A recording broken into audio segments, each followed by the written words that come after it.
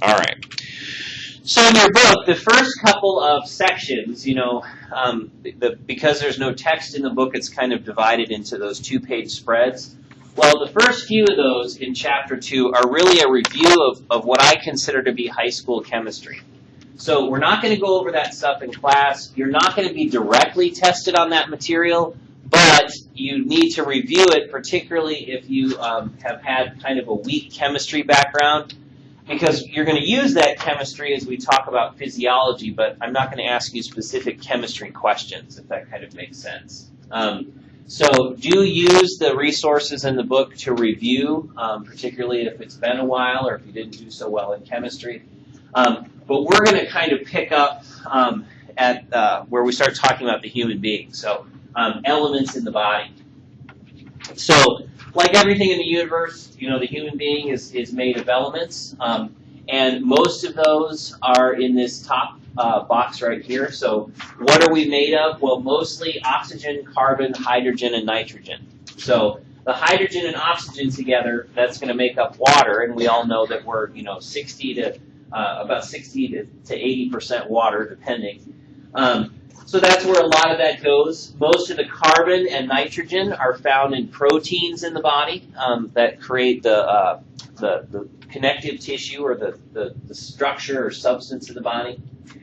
But even though these other elements are in the body in much smaller amounts, in many ways these, like sodium, potassium, calcium, iron, are some of the most important things because they actually make it so we can do stuff.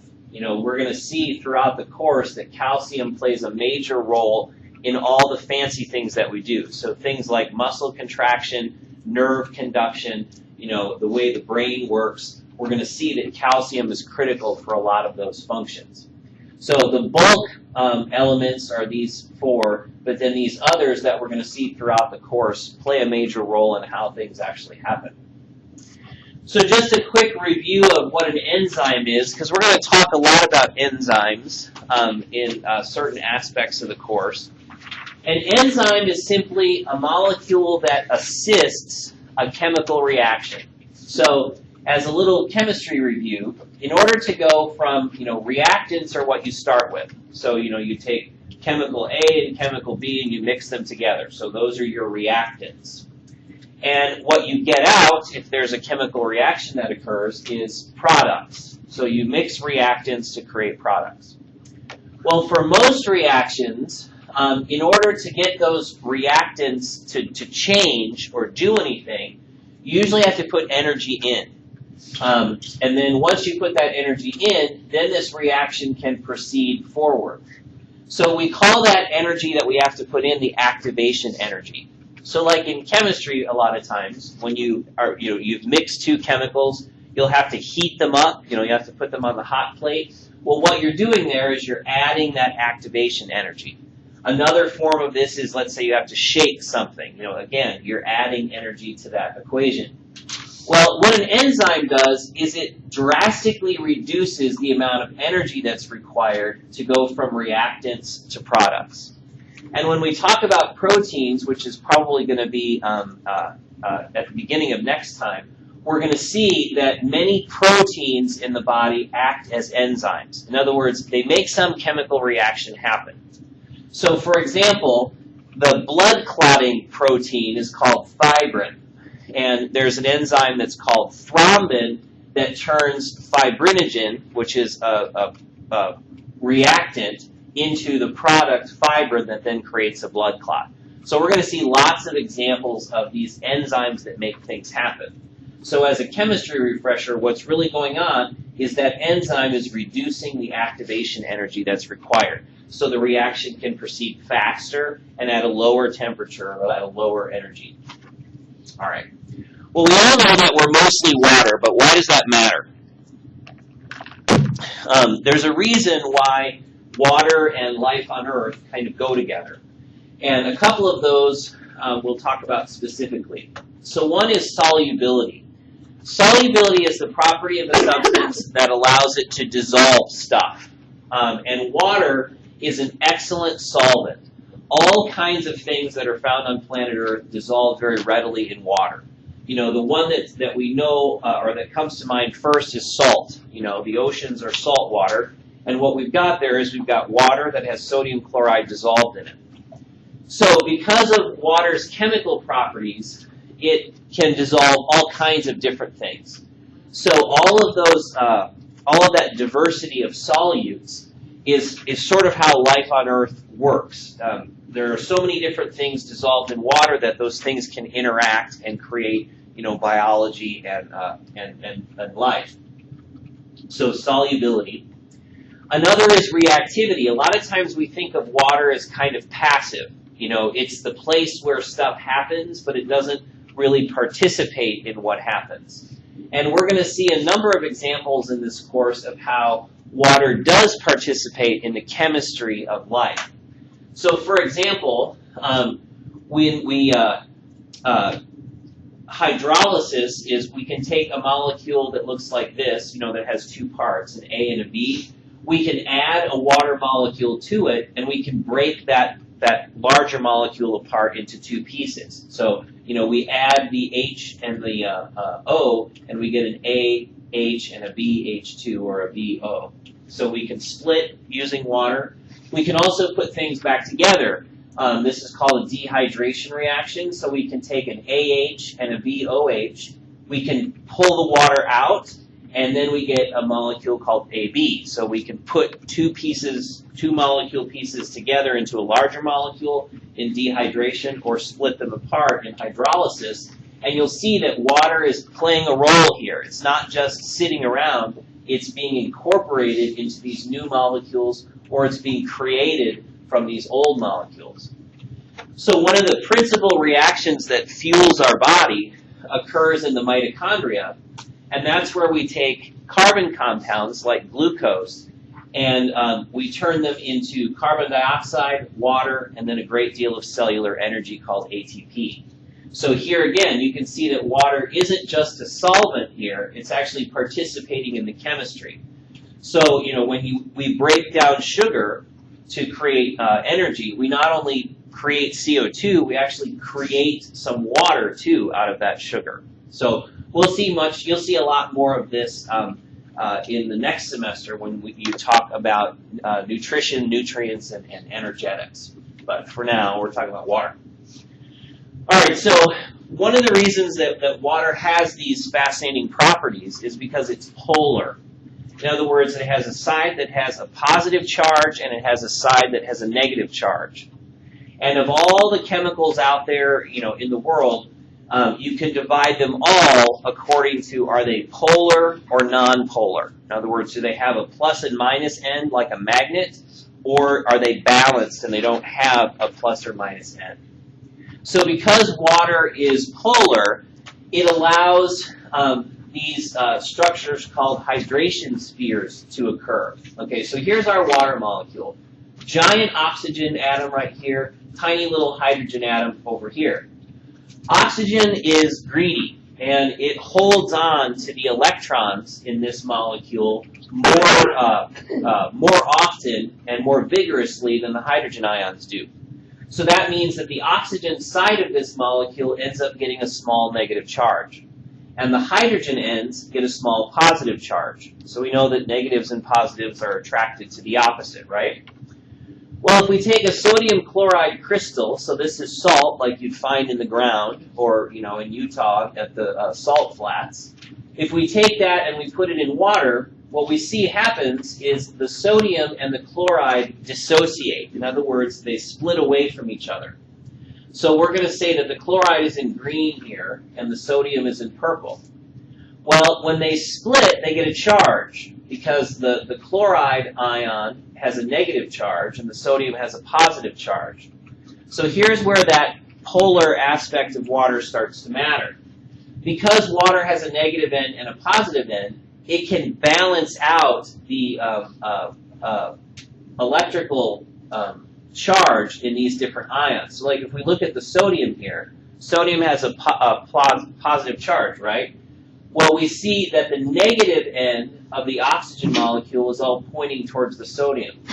Here, the water molecules are all spun around. Because the chloride has a negative, they attract the hydrogen, the positive hydrogen ends.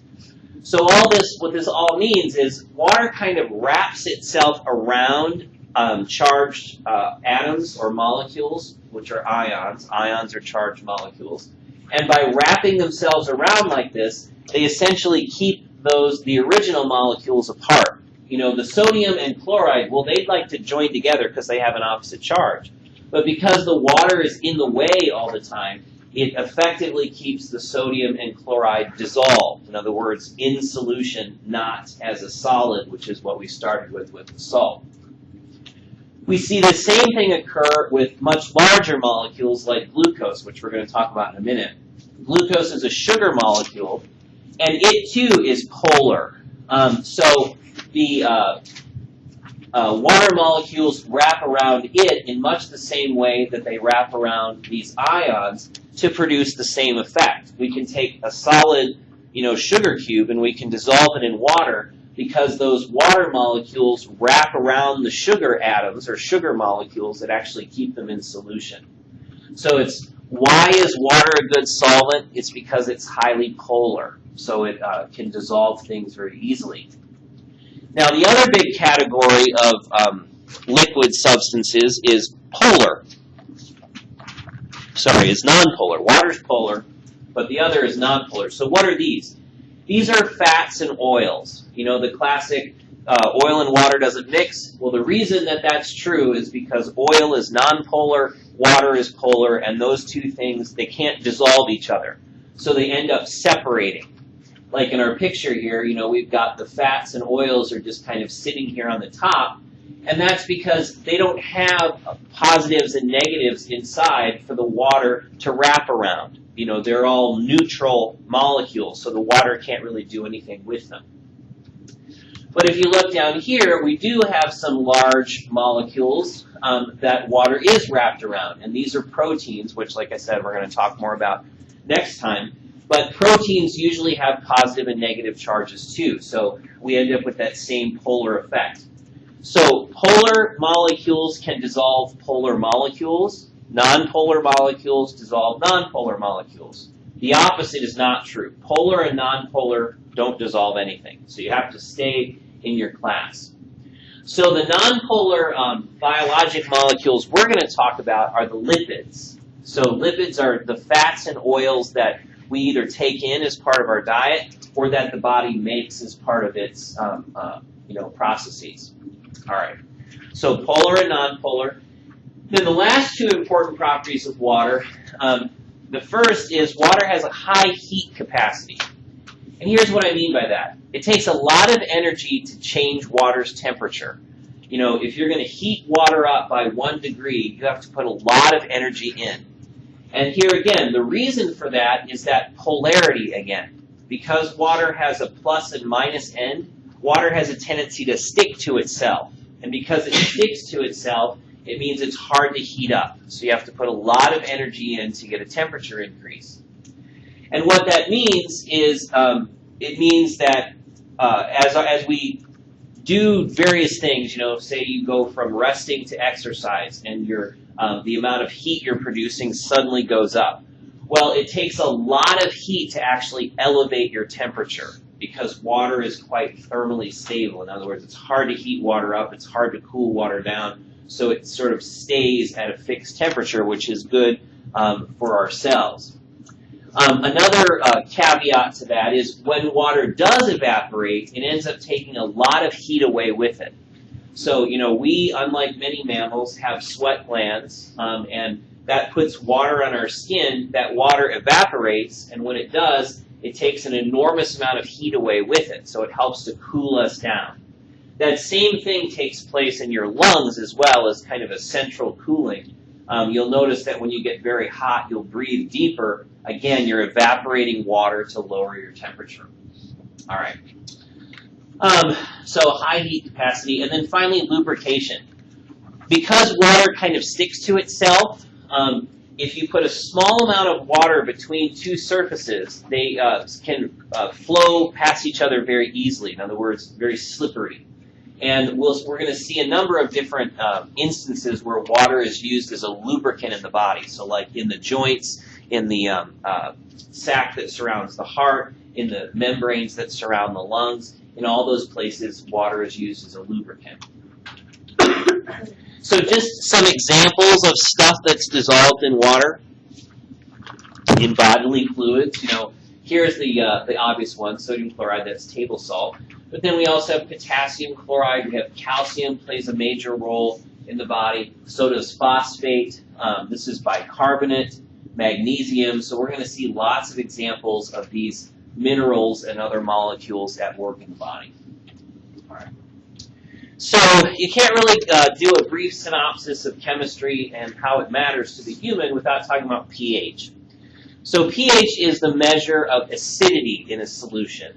And it can be a little counterintuitive, which is why it'll probably get reviewed multiple times as you go through the course. So water always exists both as H2O, which we all know, but then also as OH and H. The reason for this is this oxygen atom is very greedy for that electron. And when it holds on to that electron very tightly, one of the hydrogens falls off of this molecule.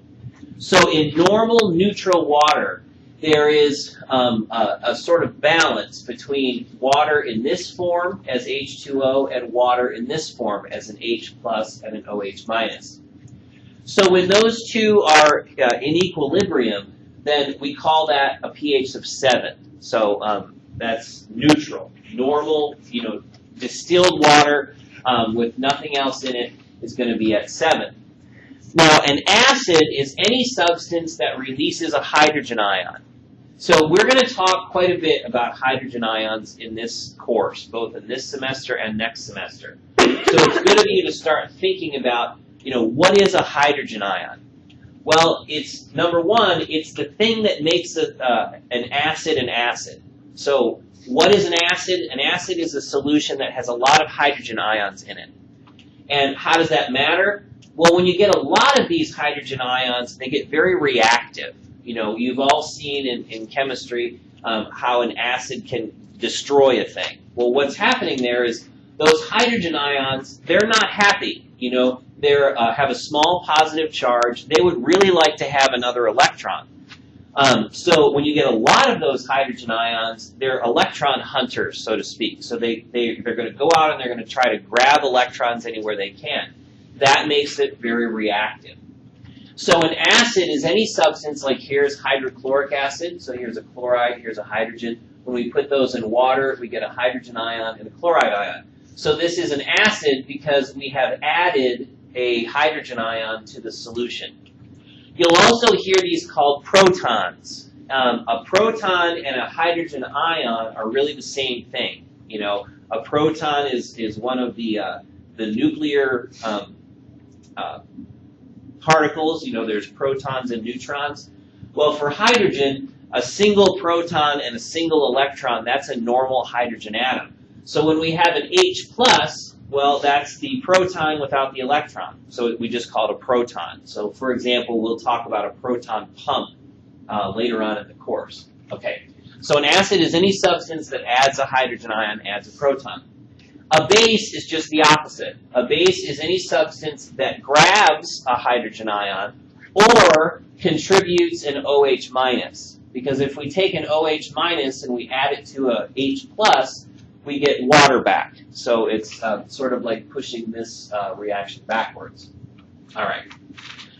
So the pH scale actually goes backwards from what you'd think. And that's because it's tricky math, but it's a logarithmic scale. So the more hydrogen ions you have, the lower the pH gets.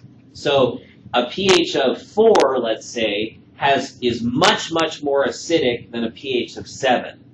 And then as we go above 7, now we're talking about basic. In other words, instead of having a preponderance of hydrogen ions, now we're getting a preponderance of these OH minuses instead. So we have bases are very reactive, like household ammonia, oven cleaner. You've smelled that smell, you've seen what those things can do. That's a base at work.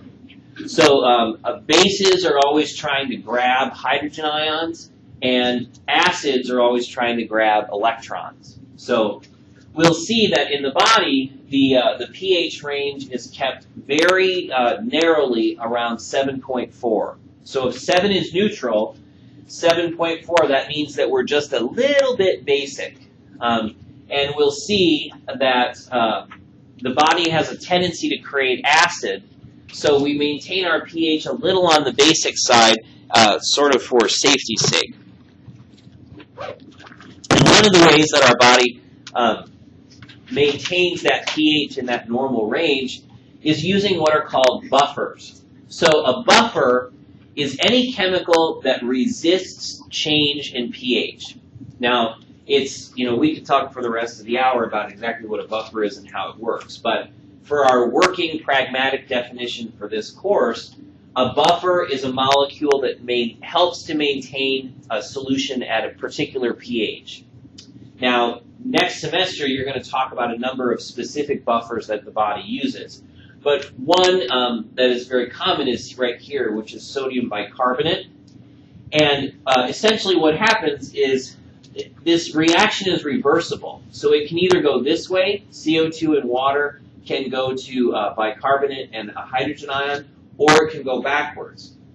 And because it's reversible, it means that when extra acid is around, this system goes this way. When there's extra base around or not enough acid around, it has a tendency to go this way. So essentially, it's kind of this give and take between two different forms of the same molecule here that either increases pH or decreases pH as necessary. But, short version, buffers prevent changes in pH. All right. All right, let's do a quick question here to gauge everybody. All right, so I'm going to end that and send you a question. All right, so enzymes are proteins that increase the rate of chemical reactions by doing which of those things?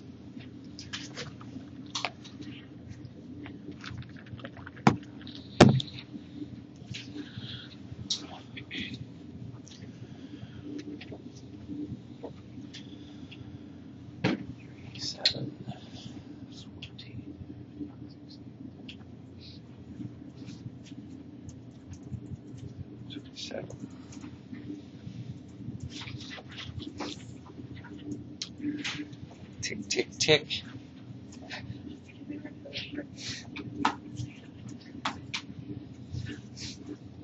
All right, jump in there. All right, well, most of you did get the correct answer. That's B. So enzymes work by decreasing the activation energy. Lower activation energy means that reaction is going to proceed faster and more often. So what an enzyme does is speed up a reaction or allow a reaction to occur at conditions where it might not otherwise occur. And like I said, we're going to see a lot of enzymes in this course. All right. So the presence of water in our bodies allows which of those things to be true?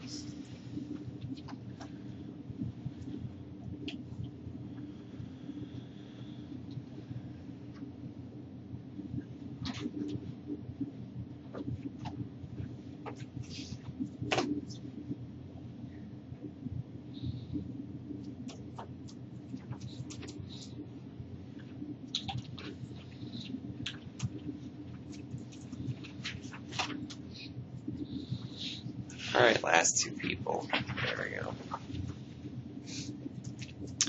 Well, clearly this one was easy. So the answer there is E. All of these are correct. Okay, so we talked about cooling the body with sweat. Water's high heat capacity means it takes a lot of energy away from it when it evaporates. That also maintains our body temperature fairly stable because it takes a lot of energy to change it. That solubility and polarity of water creates an environment for chemical reactions. And then, of course, water keeps tissues moist and it helps to reduce friction as well. All right.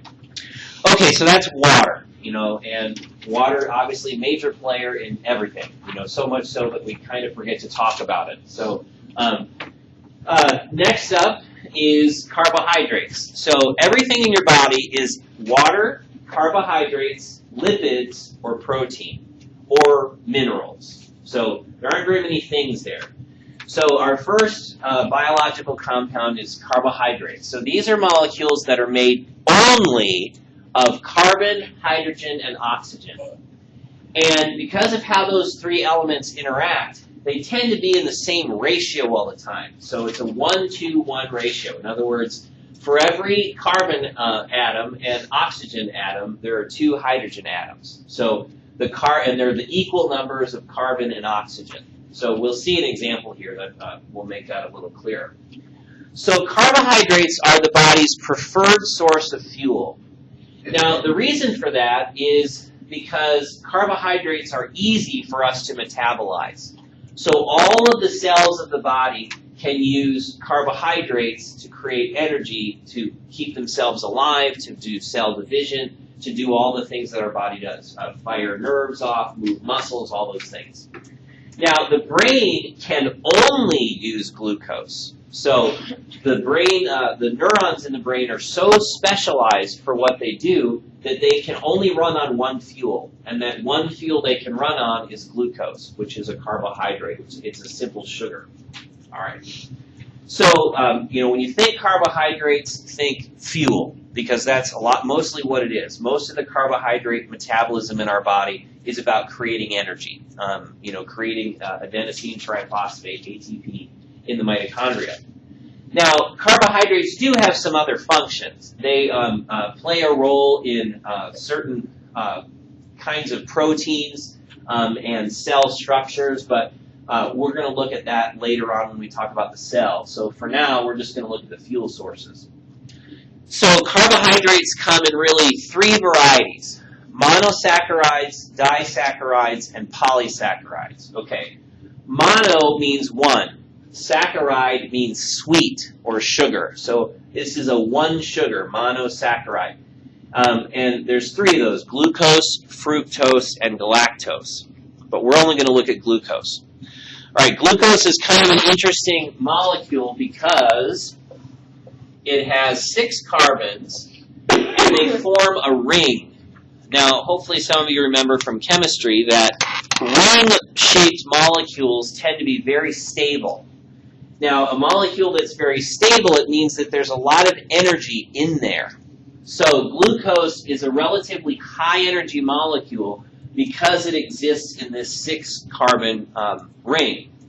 Now, the way that the body uses this glucose is it actually breaks it up. So it takes this 6-carbon ring and it splits it into 2 3-carbon chains, and then those carbon chains go into the mitochondria and create huge amounts of ATP, which you're going to pick up more on in AMP2. So for now, let's just look at the glucose. Ring-shaped molecule, and you can see that for every carbon, there's an oxygen, right? And then for every carbon and oxygen, there's 2 hydrogens. So there's that 1-to-2-to-1 ratio of carbon, hydrogen, and oxygen. All right. So you'll be hearing a lot about glucose as we go through the course, and it's the body actually uses all kinds of molecules for fuel, but glucose is one of the most studied of those molecules. So we use it as kind of a reference point as we look at metabolism. All right, so that's glucose. A monosaccharide. Why mono? Because it's just one piece. There's not, it's just one unit.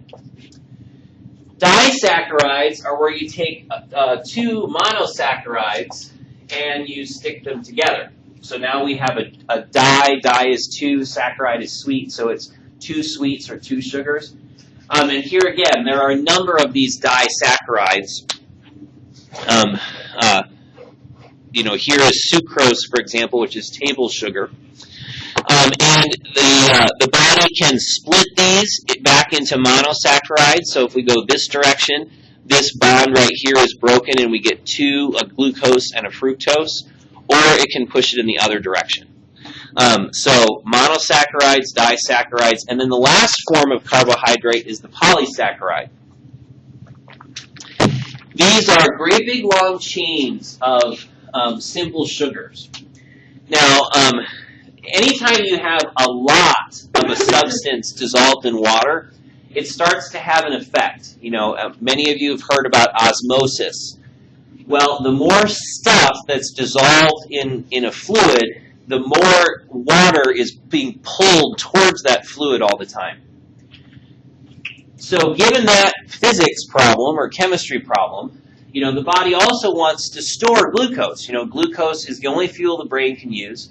It's a preferred fuel source for all the cells of the body. So, you know, we want to keep our fuel tank full, so to speak. You know, we want to store up glucose for those times when we're not actively eating or digesting. So it creates this problem. You know, we want to have a lot of glucose, but if we have a lot of glucose around, we're going to have water being pulled towards it all the time because of osmosis. So the trick that the body does is to take many glucose molecules, so I'm just going to make circles here, and it joins them all together. So rather than storing glucose as glucose, we store glucose in a branched form. So it looks a little bit like this. So each one of these rings here is a glucose molecule, and they've all been attached together. They're sort of all stuck together in this big branching chain. So this large branching chain of glucose molecules, we call this glycogen. So glycogen is made and stored in the liver, as well as the skeletal muscle. And it provides a way for the body to store glucose, you know, for use by the brain or use for fuel, without having to deal with, you know, a bazillion individual glucose molecules. So a starch is an example of a polysaccharide. Now this is one that mammals make.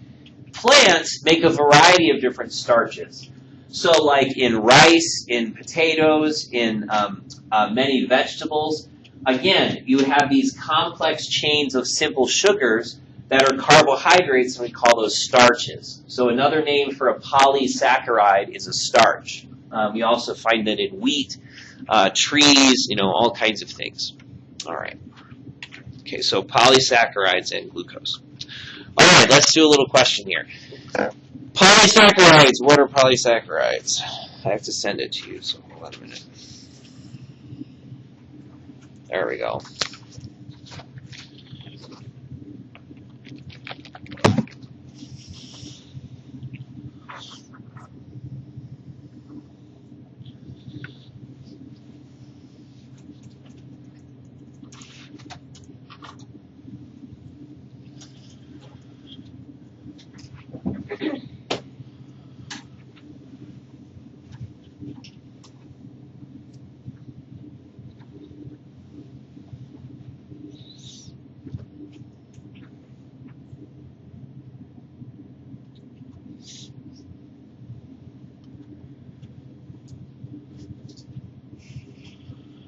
All right, 3, 2, 1. Last person didn't quite get in there. All right. So the answer here is, and almost all of you got that, D. So a polysaccharide is a long chain of monosaccharides. A monosaccharide is a simple sugar.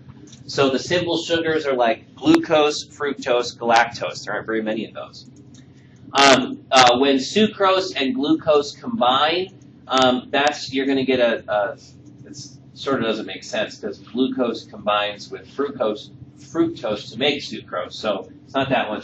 Polysaccharides are certainly not the smallest carbohydrates. Smallest carbohydrates are your monosaccharides, your simple sugars, glucose, fructose, galactose. Carbon, hydrogen, and phosphate, no. If there's phosphate in there, it's not a carbohydrate. So carbohydrates have only carbon, oxygen, and hydrogen in them. And we talked about how plants make polysaccharides quite well. All right. So first we talked about water, then we talked about carbohydrates. Next, lipids, because we're in our carbohydrates, lipids, proteins. The whole body is made up of water, carbohydrates, lipids, and proteins. Okay, so lipids also contain carbon, hydrogen, and oxygen, but in differing ratios. You know, for the carbohydrate, it's 1, 2, 1. You know, for every carbon, there's an oxygen and 2 hydrogens. Well, for lipids, we look at the carbon-hydrogen ratio. So lipids are mostly carbon and hydrogen with very little amount of oxygen. Carbohydrates have the same amount of oxygen as they have carbon. So that's the big difference. And then lipids, unlike carbohydrates, can also contain other compounds, so phosphorus, nitrogen, sulfur. One of the principal characteristics of lipids is that they are non-polar, which means that they're what we call hydrophobic. In other words, they don't dissolve in water. So those 3 words mean the same thing. Non-polar, hydrophobic is insoluble in water. So those. And then polar is soluble in water, so we call that hydrophilic. Phobic is afraid of, philic is likes. So hydrophobic, these lipids are afraid of water. In other words, they separate themselves from water. All right. Because of that, lipids present a very interesting challenge for the body because we're mostly water. Our blood is mostly water. What goes circulating around our body is mostly water. So how do we move lipids around if lipids don't dissolve in water, but water is what's moving around? And the body has developed some tricks for that. One of them is to package lipids inside of something that will dissolve in water, like protein, which we'll talk more about later. So the body uses lipids for energy reserves. You know, we all know that. Adipose tissue is mostly triglyceride, which is a kind of lipid. It allows us to store excess energy. Lipids insulate, pad, and lubricate different areas. When we get into the cadaver lab, you'll see that there's fat in all different kinds of places. And that's because fat is nice and slippery. Fat is very flexible. Fat can take a beating, you know, like it's good padding, and then also it's a good insulator. In other words, it helps keep our body heat in. You know, just like the blubber on whales, it works on us too. The lipids help to keep us warm. The body also uses lipids as hormones because unlike proteins and carbohydrates, lipids can pass right through cell membranes. They don't need any kind of transporter. They don't need any assistance because the cell membrane is made of lipids, so the lipids can pass through those lipids. So many hormones use that characteristic. All right. And then lipids also are important structural components of cells. So, for example, the cell membrane and the nucleus membrane, the nuclear membrane, are both made of lipids called phospholipids, which we'll talk more about later. All right. So one of the simplest lipids is called a fatty acid. And what you can see here is really we have just a long chain of carbon atoms, carbon, carbon, carbon, carbon, carbon, with hydrogen, filling up the rest of the binding sites. And then it's only at the end that we have a couple of oxygens. So these long chains of carbon and hydrogen with an oxygen at the end, that's a fatty acid. Why an acid? Because when we take this and dissolve it in water, this hydrogen falls off. And we know that any substance that donates a hydrogen, that a hydrogen falls off of, that's an acid. So this is called an acid because of that fact, because this hydrogen ion gets donated. You've all heard about saturated and unsaturated fats, at the grocery store. Well, here's what that means. It's actually a chemistry word. A saturated fat has no double bonds. So they're all single carbon-carbon bonds. An unsaturated fat has at least one, but can have many, many more than one, at least one double bond. So here we see no double bonds. Here we see 1, 2, 3, 4, or more. Now, the research seems to suggest that these unsaturated fats are actually healthier for you than the saturated ones. Now, in part, that may be because this double bond right here provides some protection against oxidation. So they have some antioxidant properties. It's also probably easier for the body to process these fats because of this double bond and the change in the shape that it makes. So the only exception to that are the trans fats, which is an unsaturated fat that has a different shape than that. All right, so saturated fats tend to be found in animals, unsaturated fats in plants. So your plant oils like peanut oil, sunflower, soybean, those are going to be primarily unsaturated. All right. So an important class of molecule in the lipid family are the glycerides. Now they get their name because they have a glycerol backbone. So this molecule right here is a glycerol. And we can take that glycerol and we can add fatty acids to it. So we can attach fatty acids to this glycerol backbone. We can attach one and we'll get a monoglyceride. We can attach two fatty acids and we'll get a di or 2-glyceride. Or we can attach 3 fatty acids because there's 3 carbons here to work with. And then we can get a triglyceride. The triglyceride is the single most common lipid in the body. And the reason for that is it's what makes up adipose tissue, or fat tissue. So the triglycerides are, here's an example of one right here, 3 fatty acids on a glycerol backbone. Now, the triglycerides are energy storage molecules. You know, why do we make triglycerides?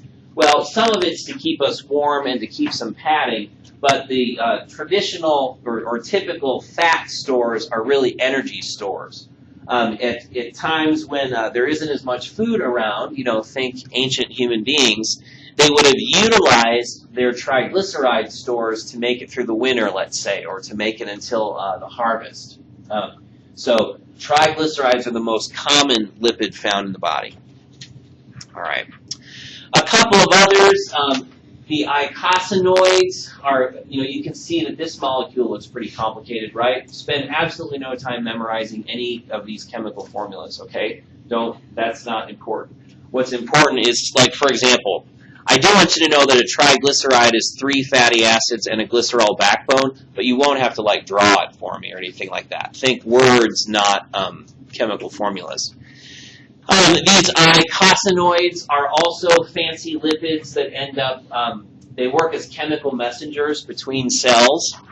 Very similar to these compounds called the steroids. Now, yes, these are the very same steroids you hear about in professional sports and things like that. Steroids are a class of hormones that all share this common ring orientation right here. You can see that there's sort of 4.5 rings that are all joined together. Well, this starts as cholesterol, and it's modified into the other steroid hormones, like estrogen, like testosterone, like cortisol. So cholesterol is important. It's not just a bad thing. Cholesterol is important for the cell membrane. And then cholesterol also is important because it's the precursor to these important steroid hormones like estrogen and testosterone. So these also are lipids, so non-polar, and they're easy to identify because they have this complicated connected ring design here. So you can see that all these compounds are related because they all share that same structure. All right. And then our last molecule for the day is going to be the phospholipid. And we're going to talk at length about these when we start our cell chapter, which I believe is going to be next time. But phospholipids are what make up the cell membrane. And they're fascinating compounds because they have a head and 2 tails. The head likes to be around water, so it's hydrophilic. And the 2 tails, not having any oxygen in there, you know, they look like fatty acids, right? The 2 tails are very hydrophobic. So we end up with a hydrophilic end and a hydrophobic end. And what happens is we get these ball shapes that form. You know, all the heads point out, all the tails point in, and we get these little balls of lipid. Now, what we'll see next time is if you take 2 of these and you put the tails together in the center and the heads outward, that's how you end up with a cell membrane or a lipid bilayer. So we're going to pick this process up when we get to the cells, and we'll see how phospholipids create the cell membrane. But for now, we are out of time for the day. So I will see you all on Wednesday.